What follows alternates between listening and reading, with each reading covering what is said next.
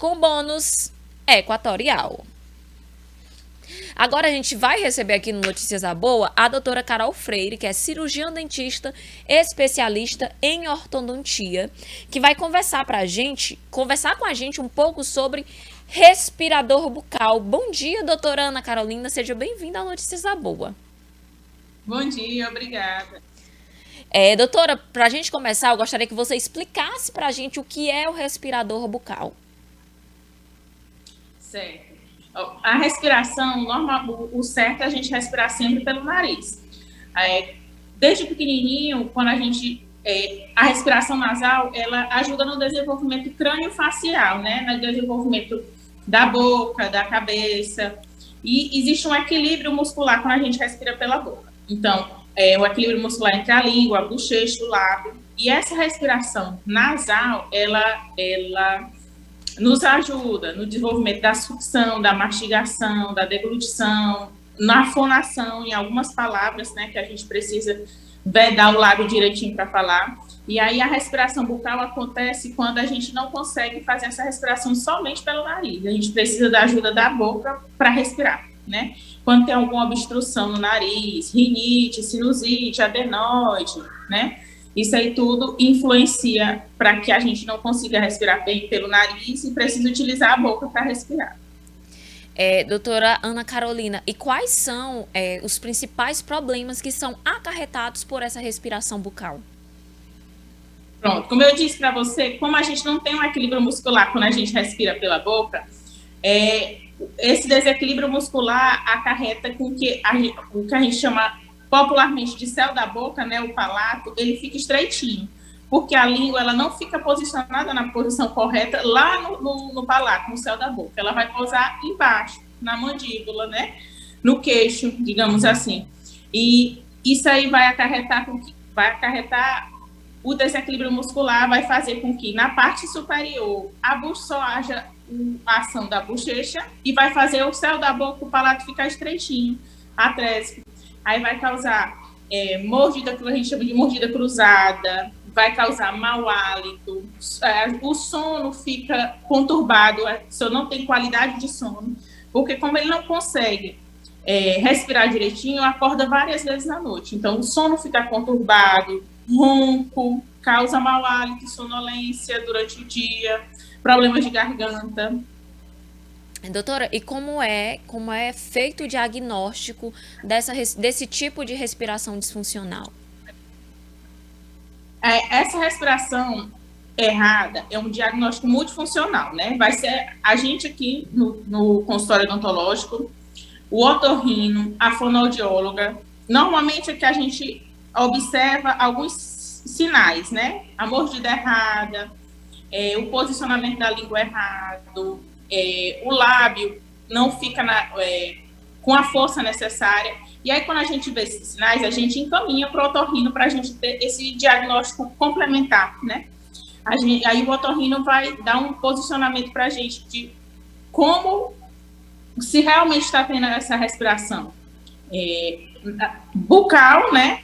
E por quê? Quais são as causas, né? Que pode ser, como eu disse, a rinite, adenoide, ou até mesmo pacientes que têm diagnósticos de paciente especial, eles têm essa necessidade de respirar pela boca também. Então, é um diagnóstico multifuncional entre o dentista, o otorrino e o fonoaudiólogo.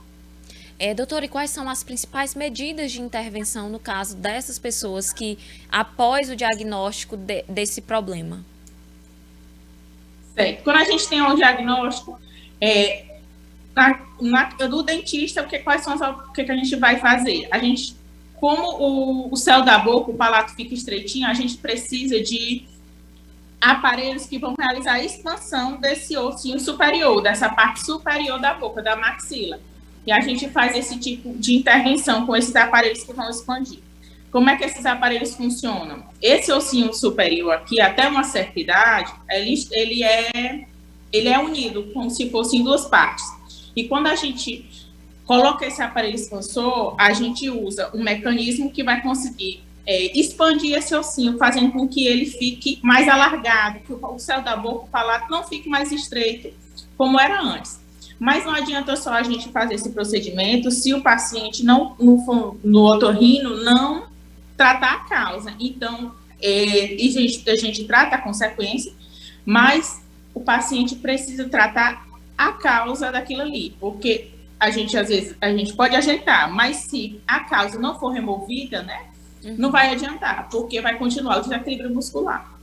É necessário, então, que haja um acompanhamento por parte de pelo menos 2 profissionais de áreas diferentes, não é?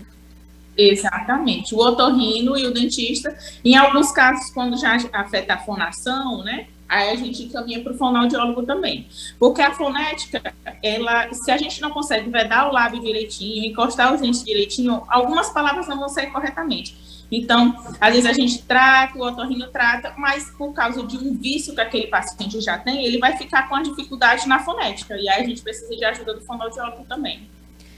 Doutor, e qual é a idade ideal para que os pais que notam isso nos filhos já procurem o profissional, o dentista? A gente prega que a partir quando a criança começa a cooperar mais, né? Porque com um aparelhozinho que vai ficar no céu da boca, às vezes ele tem uma dificuldadezinha para correr, para falar. Então, é um procedimento que a gente precisa que a criança tenha essa cooperação, né? Então, a partir do momento que a criança começa a cooperar, lá pelos 5, 6 anos de idade, a gente já pode começar a pensar em tratar. E principalmente agora, doutora, uma pergunta. Qual é o período, de quanto em quanto tempo você deve procurar o profissional da odontologia, não só por esse problema, mas por outros? Qual é o período ideal, de quanto em quanto tempo eu devo procurar o dentista? A gente deve frequentar o dentista de 6 em 6 meses, para a gente avaliar tudo, né? Além desses problemas que a gente falou de ortodontia, né? De respiração bucal, a gente deve procurar de 6 em 6 meses para a gente avaliar a presença de cáries, fazer raspagem, limpeza, porque as cáries têm esse período que elas podem agir, e a questão do tártaro, que a gente faz a raspagem, a limpeza, se eles passarem muito tempo na boca, se não for realizada essa remoção, eles podem causar problemas que a gente chama de periodontais, que são problemas no osso ao redor do dente, prejudicando a inserção do dente no osso na boca. Doutora, há possibilidade de reversão no caso de pacientes já adultos que notam esse problema, que tem coisas que quando acontece com você, por exemplo, quem tem mau hálito geralmente não sente. Quem respira pela boca já se acostumou com isso. E há possibilidade de resolver esse caso já na fase adulta? Existe. Na fase adulta, qual é a dificuldade? Porque existe já um vício daquela respiração pela boca. Então, às vezes a gente tira a causa, trata com o aparelho, mas o paciente, pelo vício, já tem uma dificuldade maior. Aí é onde realmente a gente vai precisar da ajuda da fonoaudióloga.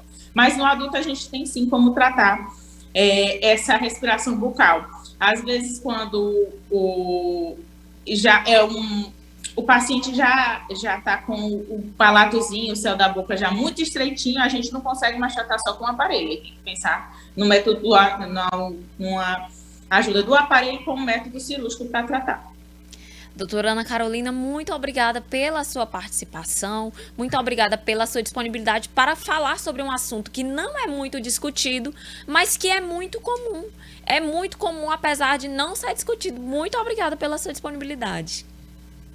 Eu que agradeço a oportunidade de estar aqui esclarecendo esse assunto que a gente vê tanto aqui dentro do dia a dia do consultório, mas que é pouco discutido na mídia. E é necessário discutir porque é qualidade de vida. Saúde bucal é qualidade de vida. Com certeza, qualidade de sono.